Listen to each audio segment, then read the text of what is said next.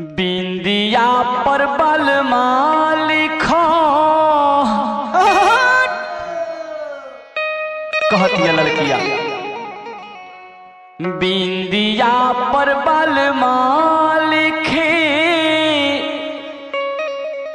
हाथे पर सजनवा। राजेश भैया हो ए ताराचंद भैया, अरे अपन दुख केकरा से कहीं, हमारा से बड़ी दर्द होता। बिंदिया पर बलमा लिखी हो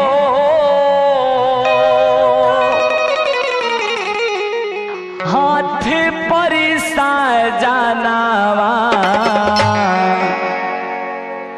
एही साल करा लहो राजा आई के गवानवा। एही साल करा लहो राजा आई के गवानवा। बिंदिया पर बलमा लिख दो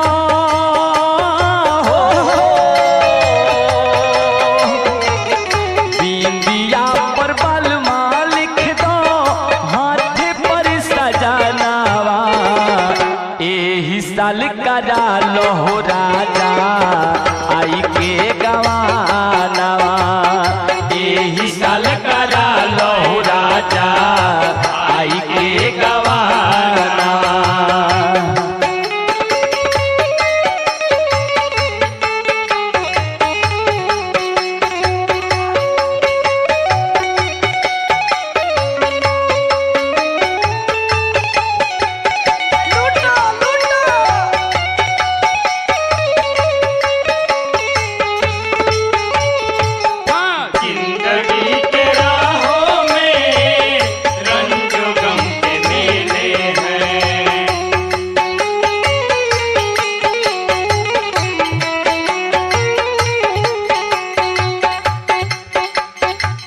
लड़किया कहलस का कहलो याद ना पड़ेला कहिया लागल हरदिया।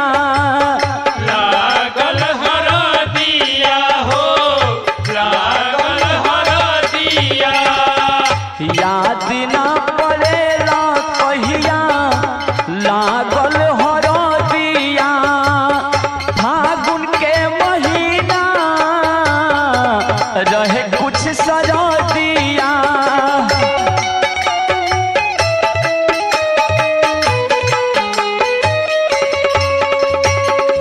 याद ना पड़ेला कहिया लागल हरदिया। फागुन के महीना रहे कुछ सरदिया। तहिए से देखिले हो तहिए से देखिले सजन के सपनवा। एही साल करा लहो राजा आई के गवानवा। एही साल करा लहो राजा आई के गवानवा।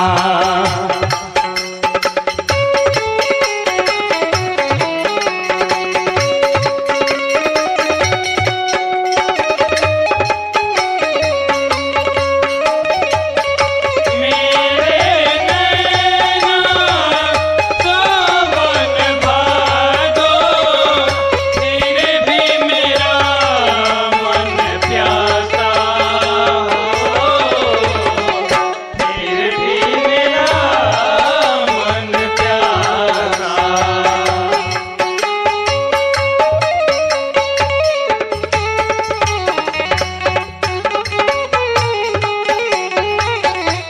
आजा आजा हो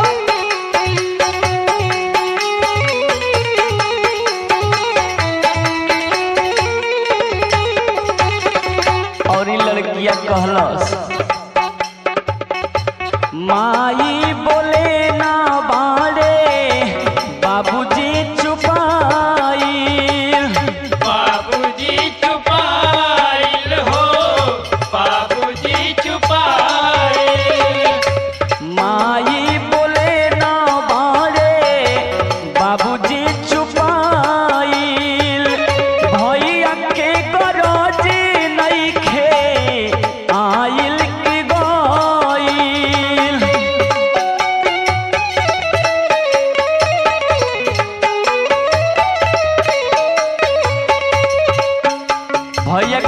कोनो गर्जे नहीं खे। काहे हो हमरा बारे में तो तनको ना सोचले, अब माइयो हमार ना बोले ले। माई बोले ना बाड़े बाबूजी चुपाइल, भैया के गरज नहीं खे आइल की गइल। बलमा पे दारे दा हो, बलमा पे दारे दा भेजावे नदीना। एही साल करा लो राजा आई के गवानवा, एही साल करा लो राजा आई के गवानवा।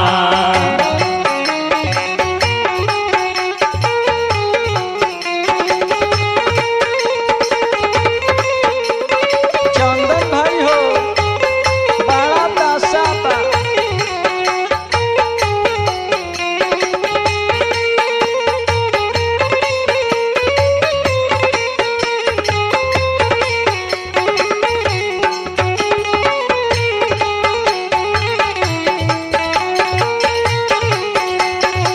आवा हो आवा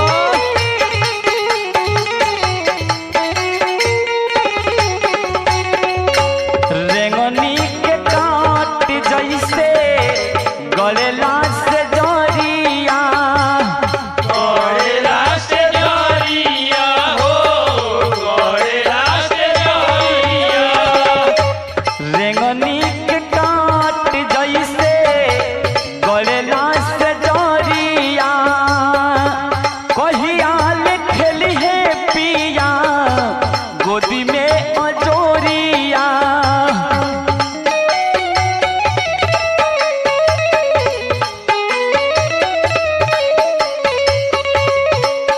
सबकर मोना, आए। लेकिन हमार साजन के, हमरा बलमुआ के, ओहो हमरा राजवा के रजवा के थाहे पता नहीं खे। काहे हमरा बारे में उनकर तनको चिंता नहीं खे। काहे हो संगही के हौ सखी हमारा लसिया, अच्छा देखा ना ओकर लइका फैका सब हो गई।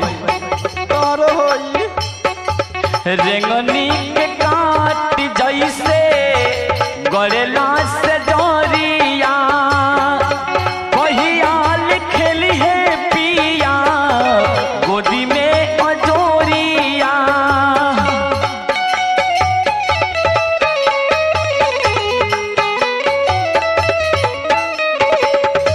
रेंगनी के काट जैसे गलेला से जरिया।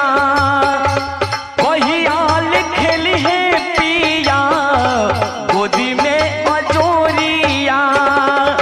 चम चम चमकेला हो, चम चम चमकेला हमरो कंगनवा। एही साल करा लहु राजा आई के गवानवा। एही साल करा लहु राजा आई के गवानवा। बिंदिया पर बलमा लिख दो हो, मेरा दिन हो बिंदिया पर बलमा लिख दो हाथ पर सजानावा। एही साल करा लहु राजा आई के गवानवा। एही साल करा